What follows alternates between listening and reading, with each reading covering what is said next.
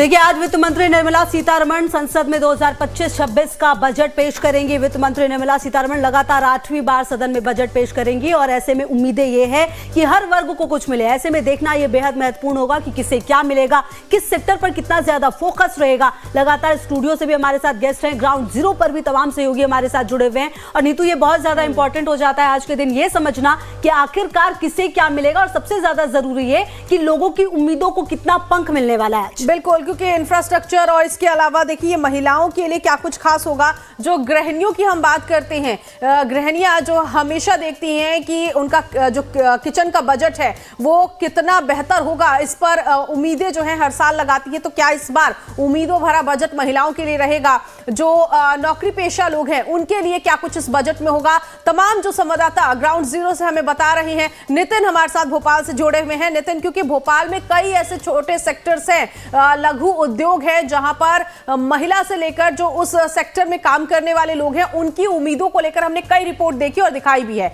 अब ऐसे में आते हैं आपके पास, लेकिन इस वक्त आप देखिए वित्त मंत्री निर्मला सीतारमण नजर आ रही है इस वक्त अपनी पूरी टीम के साथ, और राष्ट्रपति से मंजूरी मिलने के बाद सुबह 11 बजे बजट पेश किया जाएगा। आज संसद में वित्त मंत्री बजट पेश करेंगे और ये तस्वीर इस वक्त आप देख सकते हैं राष्ट्रपति द्रौपदी मुर्मू के साथ उनकी ये मीटिंग, और इस मीटिंग में बातचीत हो रही है। पिछला बजट, खुशबू, मुझे याद आ रहा है कि मुंह मीठा कराया था राष्ट्रपति ने वित्त मंत्री निर्मला सीतारमण का, और अब देखिए एक बार फिर से बजट की मंजूरी मिल चुकी है और सुबह 11 बजे, क्योंकि वक्त लगभग अब 1.5 घंटे का है, और ऐसे में अब ये बजट जो है पेश किया जाएगा। और उससे पहले राष्ट्रपति द्रौपदी मुर्मू से मुलाकात वित्त मंत्री निर्मला सीतारमण की, और बिल्कुल पूरी टीम मौजूद है यहाँ पर जिन्होंने मुलाकात की है। और अब देखिए, ये जो आप देख रहे हैं लाल रंग की जो चीज़, इसी में है वो टैबलेट जिसमें कि पूरा बजट है, क्योंकि बजट पेपरलेस हो चुका है। ऐसे में अब ये बजट जो है पेश होगा, उससे पहले राष्ट्रपति के पास पहुंची, पूरी टीम की मौजूदगी रही,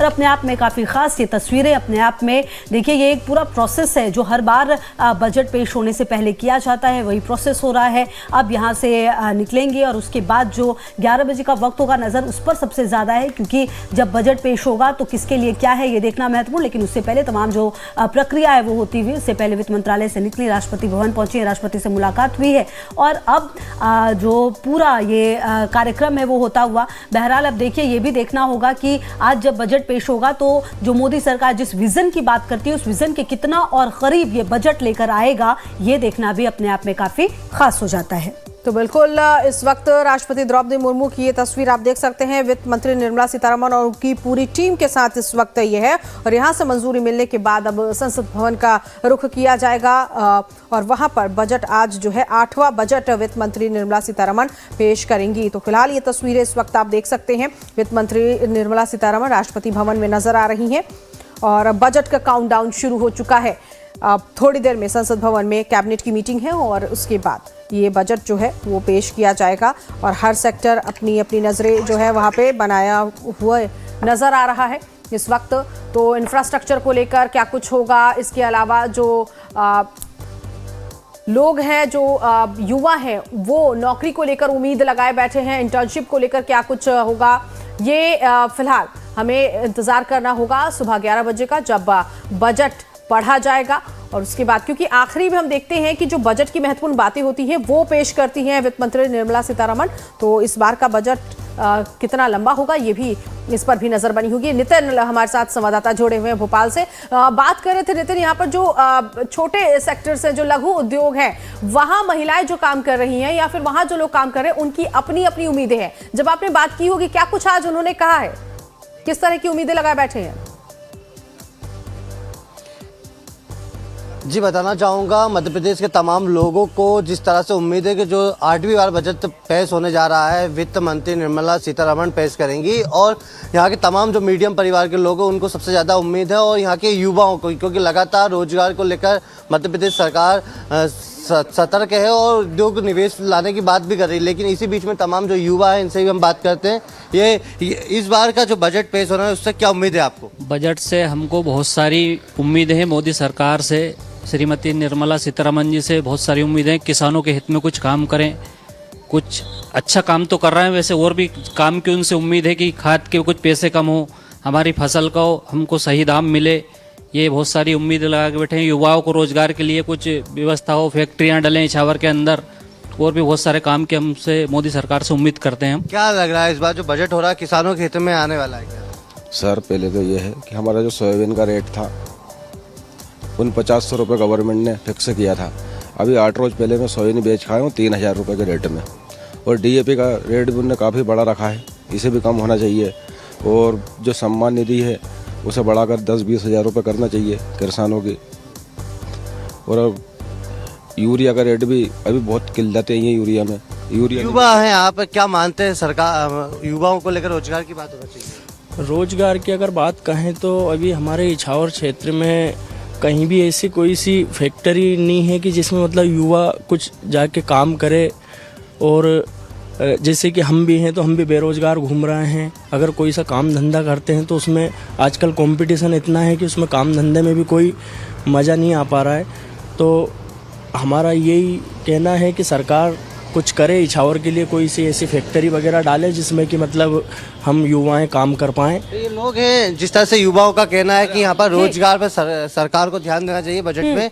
और सबसे बड़ी बात है किसान सम्मान निधि, यानी कि जो 6000 रुपए है बिल्कुल। देखिए नितिन, उम्मीदें तो निश्चित तौर पर रहेंगी, और क्योंकि ये पहला पूर्णकालिक बजट है 3.0 मोदी सरकार का, तो ऐसे में ये उम्मीद करना गलत भी नहीं है। बहरहाल देखिए, अमित गुप्ता की भी मौजूदगी है हमारे साथ, टैक्स एक्सपर्ट हैं, पंकज मिश्रा की भी मौजूदगी है, उनसे हम बातचीत भी कर रहे थे। ग्राउंड जीरो से अभिषेक भी हैं, हमारे सहयोगी खुशबू भी जुड़ी हुई हैं, और लगातार हम सबके पास जाएंगे। अभिषेक, आपके पास इसलिए क्योंकि आज मुंबई के लिए ये दिन सबसे ज्यादा इंपॉर्टेंट होगा।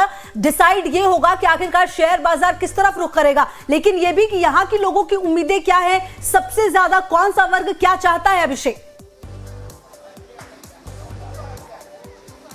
बिल्कुल, लेकिन देखिए जाहिर सी बात है कि हम उस जगह मौजूद हैं, देश की आर्थिक राजधानी मुंबई, और सबसे खास बात है जहां से शेयर मार्केट चला करता है। इस शेयर मार्केट का आप देखिए कि यहाँ पर लगातार शेयर मार्केट शुरू हो चुका है, यानी आज बिकवाली और यहाँ पर शुरू, यानी मार्केट जो है शुरू हो चुका है। वैसे आपको बता दूं, देखिए शनिवार को शेयर मार्केट बंद रहा करता, शनिवार रविवार को शेयर मार्केट बंद रहता है, लेकिन चूंकि आज बजट पेश हो रहा है इसलिए शेयर मार्केट खुला हुआ है। और जब भी शनिवार को बजट पेश हुआ है तब तक मार्केट खुला हुआ है, पहली बार नहीं है। लेकिन लोगों को कंफ्यूजन है इस बात को लेकर, जरूरी है वो दूर करना। हमारे साथ पंकज जायसवाल साहब है, बहुत बड़े विशेषज्ञ हैं इस पर मामले में। जानकारी सर क्या कहेंगे? एक तो क्या उम्मीदें आप लोगों को लग रहा है कि आज शेयर मार्केट, पहले तो कल 750 के आसपास तेजी पे बंद हुआ था, लेकिन आज उतनी तेजी नहीं देखी जा रही है, कारण क्या है? तेजी तो आपको ओवर द डे दिखेगी ना। अभी शुरुआत होते ही अगर उसने 200 पॉइंट की सलामी दी है तो उसको पॉजिटिव लीजिए। और ये सलामी इसलिए है कि प्रधानमंत्री ने कल उम्मीद जगाई है, उन्होंने बोला है कि मिडिल क्लास के लिए कुछ इसमें देखने को मिलेगा, क्योंकि पिछले कई बजट से मिडिल क्लास के हाथ में कुछ आ नहीं रहा था।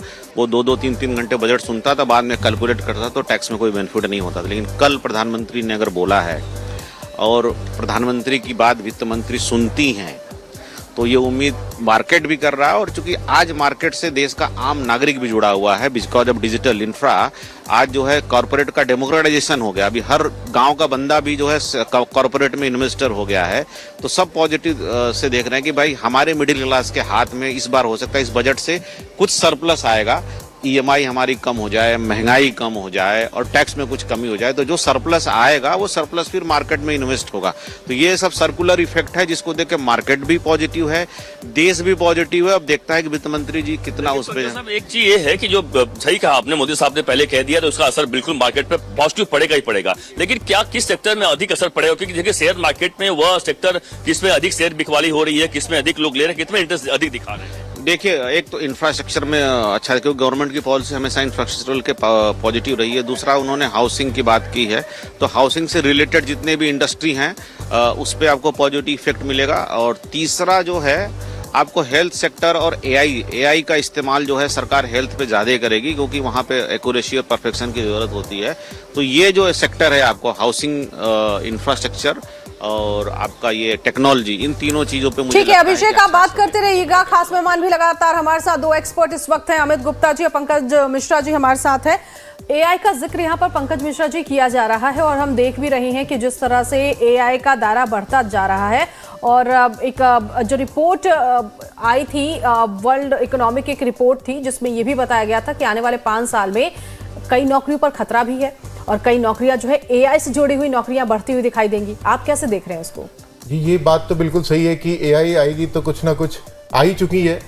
तो जितने एम्प्लॉयमेंट सेगमेंट है और जो एक एक्सपेक्टेड है मार्केट इंडस्ट्री नॉर्म्स के हिसाब से, ऐसा लग रहा है, ऐसा प्रिज्यूम किया जा रहा है कि इन कमिंग 2-3 मंथ्स और 5 मंथ्स एक एम्प्लॉयमेंट के ऊपर बहुत बड़ा इसका असर पड़ेगा, जिससे क्या होगा कि बहुत सारे लोगों की जॉब जाने के चांसेस इंक्रीज हो जाते हैं। जो लोग एक्चुअल परफॉर्मर नहीं है, काम नहीं कर पाते हैं, और उनका काम अगर एआई ने टेकअप कर लिया तो आपको कहीं ना कहीं इस चीज का इम्पैक्ट पड़ेगा, और उससे सिर्फ आपको एम्प्लॉयमेंट पे ही नहीं जाएगा, कहीं ना कहीं हर आदमी के ऊपर उसका बर्डन आएगा, क्योंकि गवर्नमेंट को तो भाई अपना टैक्स कलेक्ट करना है, उनको अपने रेवेन्यू से पूरा कंसर्न है, तो कहीं ना कहीं वो ऐसा भी करेंगे कि इनफैक्ट जैसे हम अभी बजट के लिए सोच के चल रहे हैं कि भाई टैक्स रेट कम हो, इनका एग्जम्पशन लिमिट बढ़ जाए, डिडक्शन में छूट मिले।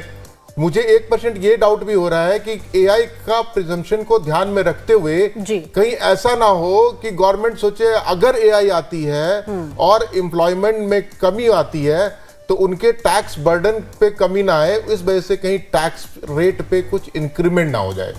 ये भी संभव है, और ये भी सर्वे में भी ये बात कही गई है कि एआई का इंपैक्ट उसके ऊपर भी आपके ऊपर देखने को मिलेगा। लेकिन साथ ही साथ गवर्नमेंट ने एक जो पहले पिछले बजट में ये इंडियन एंटरप्रेन्योरशिप में 4-5 योजनाएं लेके आए थे, जो था एक आपका मुद्रा योजना, skill development India, skill India योजना, स्टार्टअप इंडिया। ठीक है, ये हम समझेंगे, क्योंकि एक यहाँ पर क्योंकि जो न्यू टैक्स स्लैब है, उम्मीद लगाई जा रही है कि 10 लाख तक की कमाई जो है उससे टैक्स फ्री किया जाएगा। अब क्या जो ये उम्मीदें लगाए हुए बैठे हुए हैं, अब उस उम्मीद पर कितना खरा उतर पाते हैं, इस बजट को लेकर क्या कुछ रहेगा, इस पर तो नजर बनी रहेगी। और भी सेक्टर्स को हम समझेंगे, हर एक छोटे छोटे सेक्टर्स की बात करेंगे, बड़े बिजनेस की बात करेंगे, किस तरह से जो नेशन डेवलप हो रहा है इस पर भी नजर रहेगी। लाइफ टाइम्स पर लगातार बजट को लेकर ये महा कवरेज जारी है, अब बने रहिए हमारे साथ।